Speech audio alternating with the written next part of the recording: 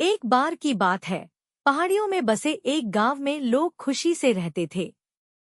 वे सादा, खुशहाल जीवन जीते थे। लेकिन गांव के लोग हमेशा एक खास चीज का इंतजार करते थे, जादुई जंगल से जादुई घंटी की आवाज। ऐसा कहा जाता था कि घंटी सुनने वाले सभी लोगों के लिए खुशी और सौभाग्य लेकर आती है। लेकिन कई सालों से घंटी खामोश थी। गांव के बुजुर्ग बताते थे कि कैसे एक बार जंगल में एक अजीब मुहावस ने जादुई घंटी बजाई थी। लेकिन अब यह खामोश हो गई थी और किसी को नहीं पता था कि ऐसा क्यों हुआ। इसने गांव के बच्चों को बहुत उत्सुक बना दिया, खासकर लिली नाम की एक बहादुर छोटी लड़की को। हम जादुई घंटी को खोजना चाहते हैं। शायद अगर हम यह पता लगा लें कि यह क्यों बजना बंद हो गई, तो हम इसे फिर से बजा सकेंगे। लिली ने अपने दोस्तों टॉम और एम्मा को घंटी खोजने की यात्रा पर साथ चलने के लिए मना लिया। और इस तरह उनकी यात्रा शुरू हुई। जैसे ही वे जादुई जंगल में कदम रखते हैं, उन्हें लगता है वे किसी दूसरी दुनिया में पहुंच गए हैं। बात करने वाले खरगोश, चमकते जुगनू और रहस्य समेटे पेड़।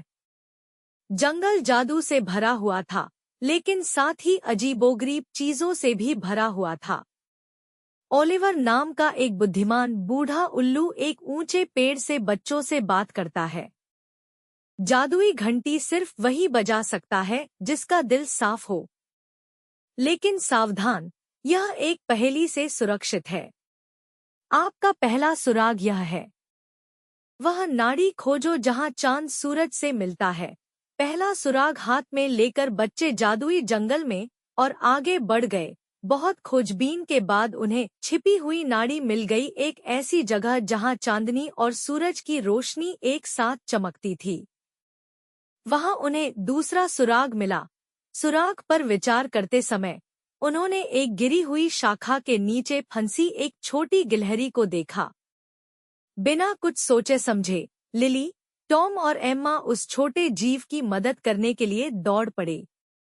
जैसे ही उन्होंने गिलहरी को आजाद किया, उनके नीचे की जमीन चमकने लगी, जिससे एक छिपा हुआ रास्ता दिखाई देने लगा। चमकते रास्ते पर चलते हुए बच्चे जंगल के बीचों बीच एक ऊंचे पेड़ पर पहुंच गए। वहां जादुई घंटी लटकी हुई थी, लेकिन घंटी के पास एक मुहावस खड़ा था। मुहावस हवा की तरह नरम आवाज में बोल रहा था। हर बच्चा आगे बढ़ा और अपने दिल से कुछ न कुछ पेश किया। टॉम ने दूसरों की मदद करने के लिए अपनी अक्लमंदी पेश की। एम्मा ने अपनी असीम दयालुता और लिली ने जरूरतमंदों की रक्षा करने का साहस दिखाया।